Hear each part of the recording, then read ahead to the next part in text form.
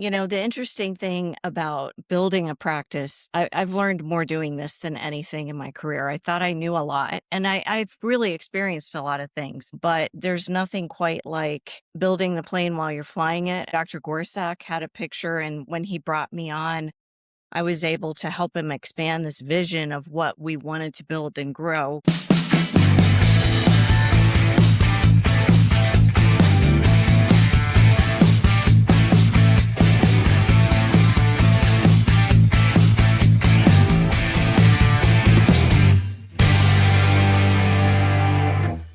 Welcome to season 3 of the Ophthalmology Experience, powered by Boost Patients. Today, we're joined by Myra Cherchio. Myra is the CEO of C Vision Institute. Before taking on this role, she built her career leading operations and growth across ophthalmology, dermatology, and plastic surgery practices. Today, she leads the business side of C Vision's growth, team development, and patient experience, which gives her a practical perspective on opening a new ophthalmology practice and reaching early milestones. Myra, welcome to the show. Thanks so much. Thanks for having me. Yes. And it looks like from your virtual background, your colorist shares colors with our owner's colorist. It's on the same palette that it looks Yeah, it's a pastel soothing palette. walls. Yes, you got the the blues and the mint greens and so. And I was also taking before we jumped on here. I was looking at your website and beautiful website, beautiful location.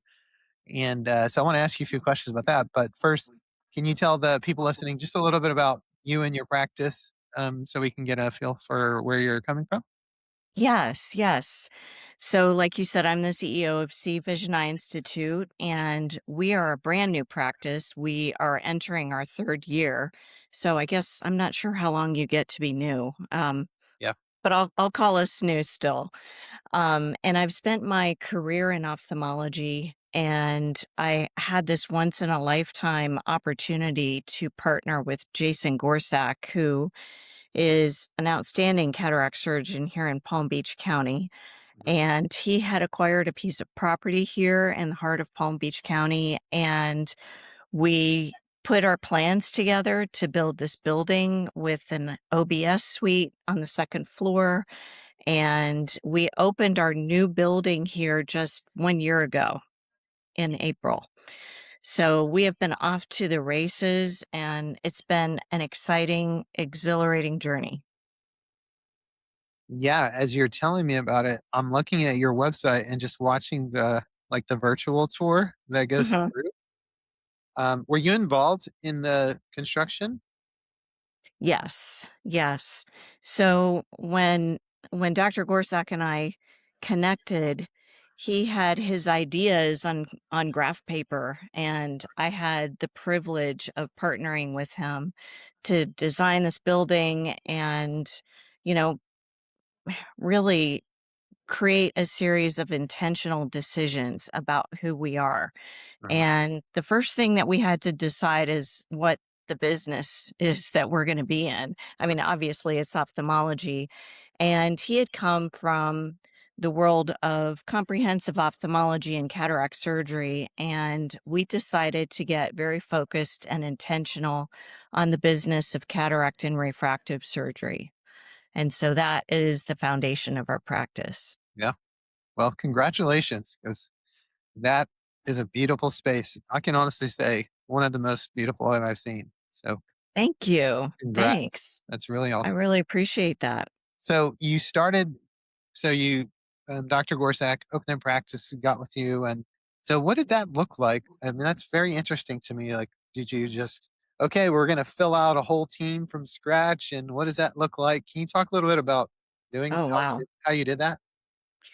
Well, the interesting thing about building a practice, I've learned more doing this than anything in my career. I thought I knew a lot, and I've really experienced a lot of things, but there's nothing quite like building the plane while you're flying it, as they say.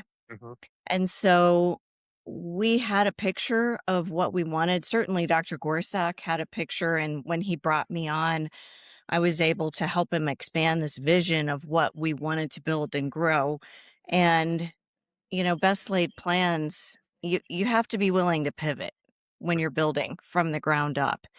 And thankfully, we've been able to pivot and make some really good business decisions. And we are now starting to hit that place of maturity that things are getting really fun. That's a nice place to be. Um, Yeah.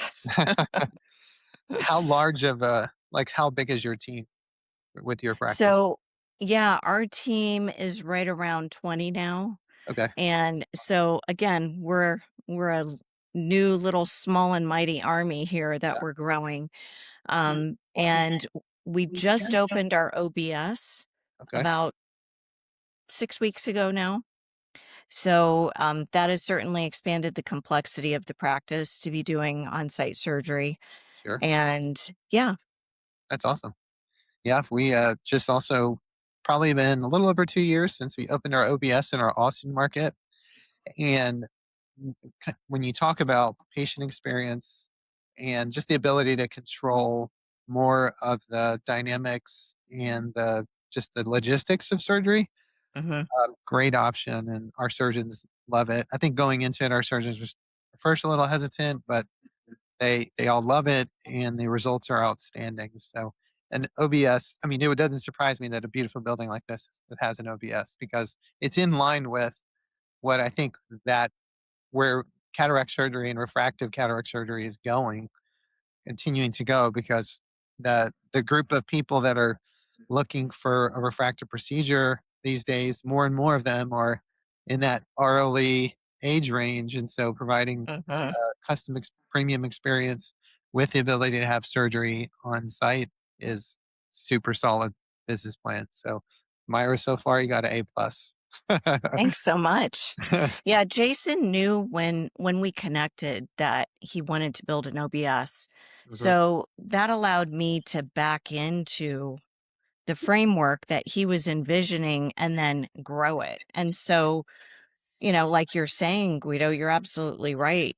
The very patient who wants that experience, it it requires you to build your aesthetic a certain way, to build your team in a certain way, and to be very intentional. Like you're noticing our website, that's a very intentional business decision that we made in how to invest our marketing dollars. And every day I feel that it's critical for us to hold the line on our brand, mhm. and we can either add to it or erode from it. And so Yeah. that's critical. In putting those pieces together to continue building and maintaining that brand uh, vision and focus, it can be Mhm. hard, right? So how do you get people behind that vision so that your brand is represented intentionally and how you say intentional? Like you've used that word several times, and Mhm. how do you get intentional about leading your team so that people can continue to keep that window of that brand of what you have? So that is probably, Guido, the single most important thing that I've thought about every single day that has consumed me, because it's really hard to hold the line and have the whole entire project take shape to match the vision of what you want, and it can erode very quickly. So in answer to your question, we put pen to paper and we defined it, and we put a business plan together and got really clear about what our expectations are.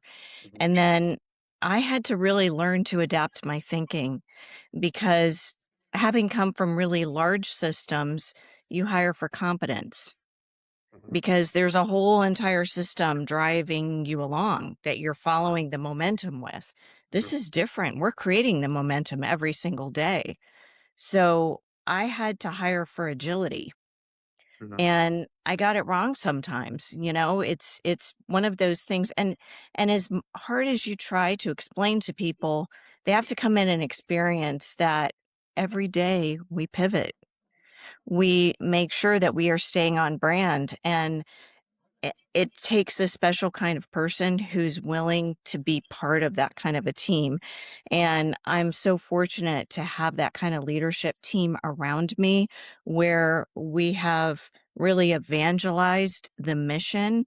Mhm. And now it's to the point that the patients are telling us what our brand is. They're seeing it, which is the evidence of our work. And it starts to become a self reinforcing Sure, thing.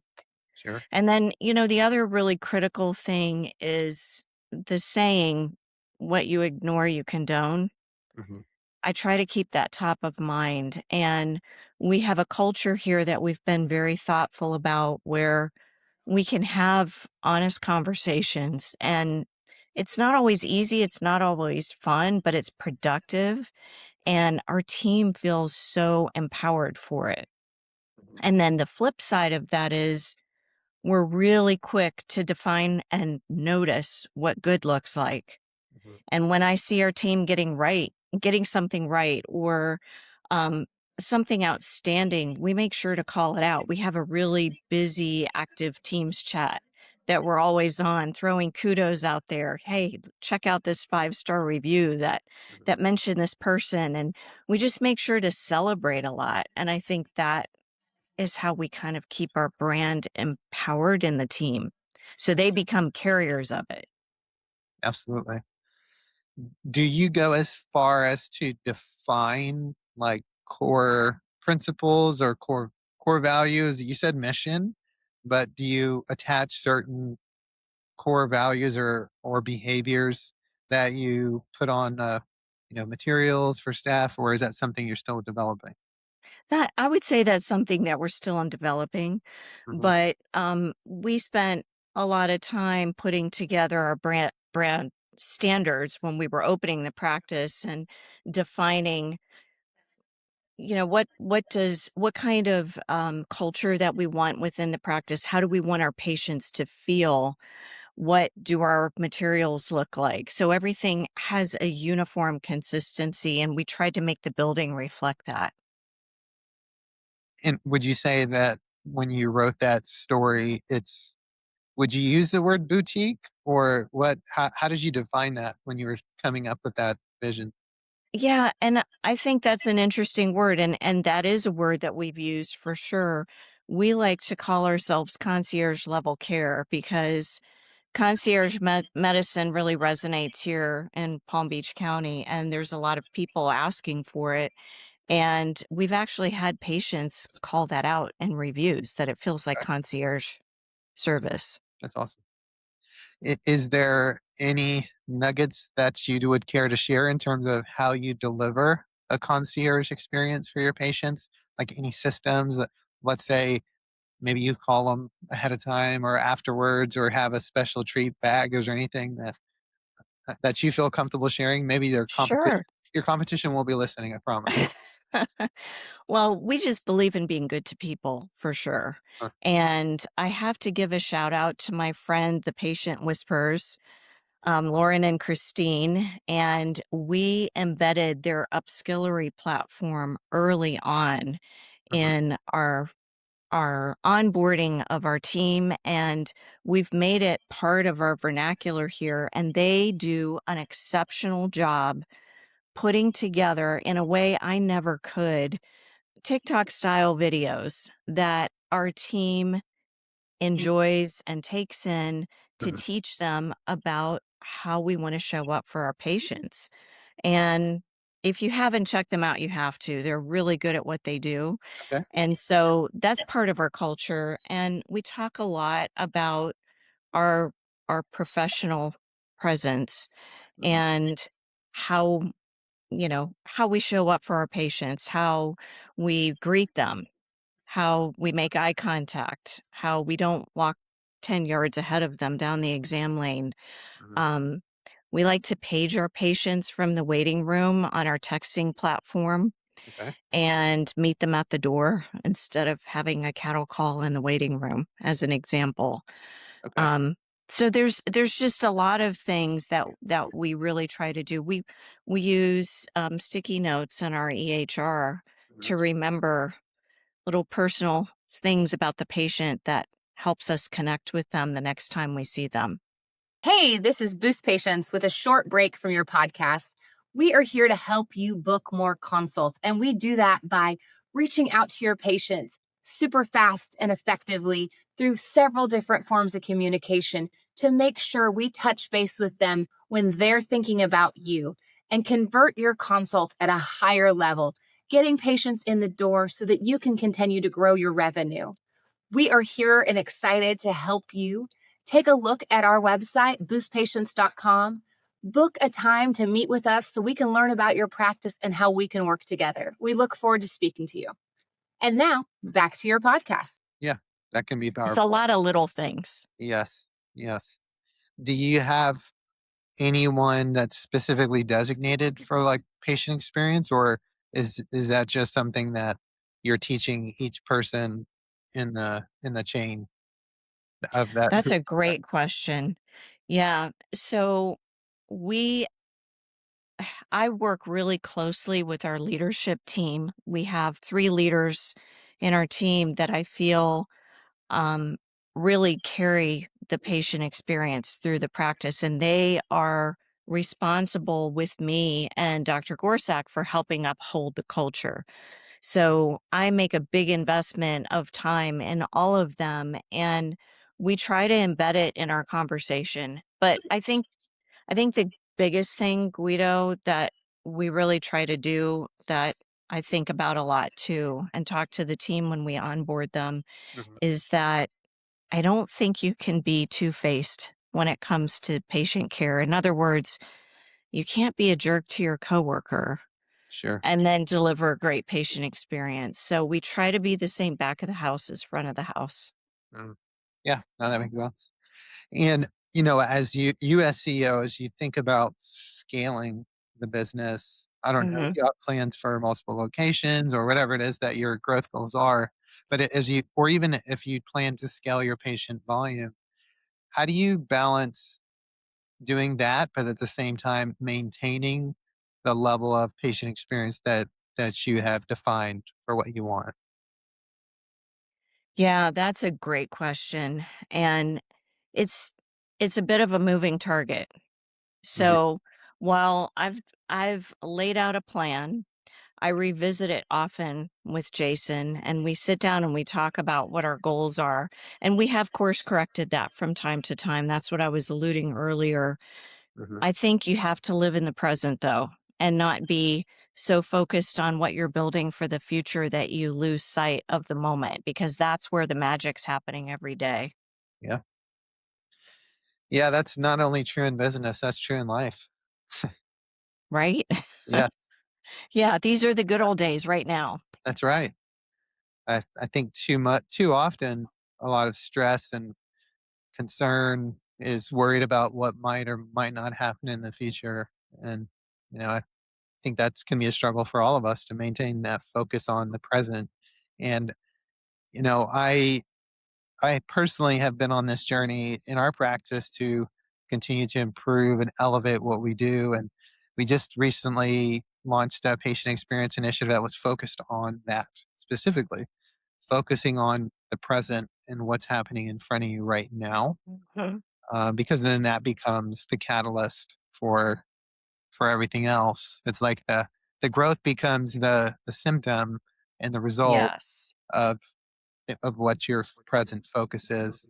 And we actually got very particular and named 4 core principles and named specific behaviors for each person. And we highlight each behavior and shout out behaviors when this is going really Mhm. well, and are incorporating into staff reviews so that it becomes part of what you do as opposed to doing something for a great patient experience, if that makes sense. Because I think a lot of practices will think, well, we need to improve our experience, patient experience, and they treat it as a separate thing. Where if you look at, like, I had the opportunity to listen to the Four Seasons, a manager at one of the Four Seasons give a talk and talk about how they grow their culture so that it, it's just an exceptional experience when you come. And one of the key things that he said was everyone that is here we live those things, and there's specific things and behaviors that we practice every day. So it just becomes part of what we do, and we focus on those the customers. They say customers that are there in front of us at the moment. So we really own that moment with the customer. So, it sounds like what you're building is rooted in that kind of thought process of just living in a present moment, giving patients the very best options and experience, and then everything else will take care of itself. Like Absolutely. you'll get Yeah, referrals, you'll grow, you'll attract absolutely. new doctors. I think we're done, right? We just gave everybody the the what they needed you to. There you go. Yeah. Um, so I actually noticed another thing I wanted to ask you about on your Mhm. website. So you describe total vision. What is that just another name for ROE? Total Vision is our multifocal package, and we use the word total because it gives the total spectrum of vision from near to far. Okay. So it looks like you're not doing LASIK, you're doing mostly ICL and then premium cataract surgery and refractive lens exchange. Correct. Yeah. Yes. Okay. And you're doing LAL as well. Yes, we do. Okay. Yeah, that was a decision we made in the first quarter of opening, and it really helped jumpstart our practice. It was a differentiator at the time. Um, Really glad we did that. Okay. Would you say it's a bigger percentage of what you do, or are you doing more multifocals? No, we're doing more multifocals for sure, and I think the technology has evolved to really serve a very specific patient type Mhm. that we see. Certainly patients who are post-refractive, who come in asking for monovision, those types of patients. So what we've tried to do in our lineup is, um, you know, of course, companies bundle their lenses and Mhm. equipment and things like that. But one thing that Jason is resolute on, and I really appreciate this about him, is every single patient's an individual and will fit the technology to the individual, not the other way around. Yeah. So it's nice to have that full spectrum. Right. Yeah, and it really sounds like you have a great relationship with your doctor. And that's key. Is is that would you say yes? Unless you don't want him to hear it? No, he can tune in. Yeah. No, that it's not only key, it's everything. Good. And I don't know how I could be more fortunate. This is a dream come true for me to work with somebody that we have such alignment with, together between the two of us. And we made a decision early on, and he won't mind me sharing this, that no matter what, we'll have tough conversations if we need to. We'll be honest and we'll tell each other the truth. And that platform it just gives me goosebumps because I'm just so grateful for the relationship that we have. And that platform has given us the ability to work through anything. And there's going to be bumps in the road when you work with a physician owner. It's just the way it is. I mean, it, you see a side of the business they don't see, and vice versa. Mhm. But he knows at the end of the day, I've got his back, and I feel absolutely the same way. Yeah, that's a key takeaway. I think anybody listening, like, really develop that relationship because I It's see everything. everything on the spectrum when it comes Yeah. to provider administrator Yes. relationship, and it is really hard when you don't have a good relationship with either your owner or chairman or board or whatever your setup is. It can be challenging, and I'm not gonna lie, I'm a little jealous of your situation. I'll say why, because you can I mean, you have the ability to touch what you want to change, and that's very powerful. In our situation, we're Mhm. 16 locations, so it Mhm. makes it more challenging to be able to have that vision push up in Yes. the direction in the way that you want. Um, Yes. and so, it just seems really cool that you get the opportunity to have that tight connection with your surgeon, and then Mhm. go deliver on that experience right there in an intentional way. It's it's a once in a lifetime, Guido, and the analogy that comes to mind, because I've been in your shoes and I know what that feels like. Mhm. It's kind of like doing a remodel versus a new build. Right, And right. you know, the great thing about a new build is you can build it the way you want. The scary thing and the truth is you have to make every single decision. Like everything that I can touch had to be a Yeah, decision that was made.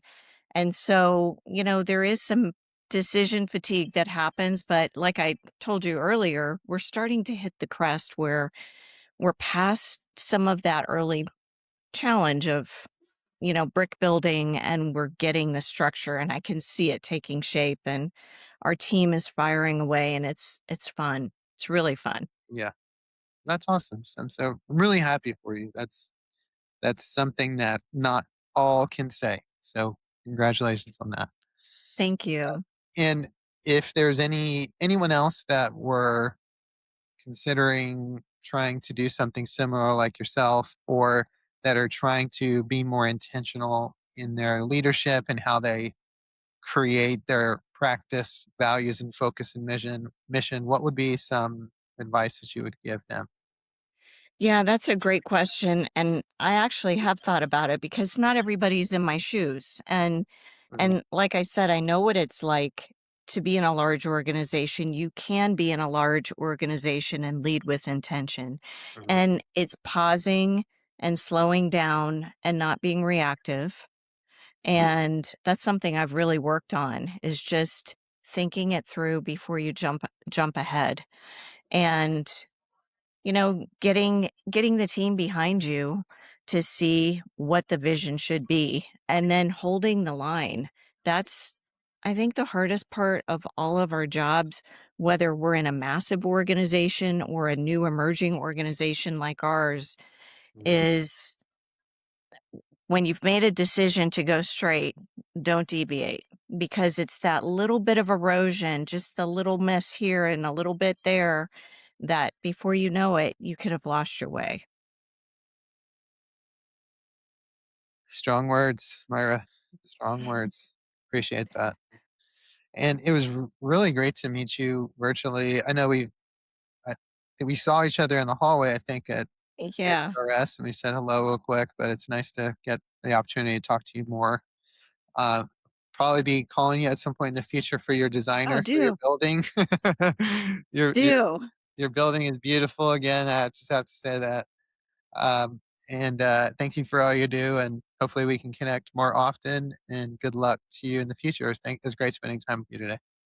Thank you so much. I really enjoyed our conversation and getting to know you, Guido. Absolutely.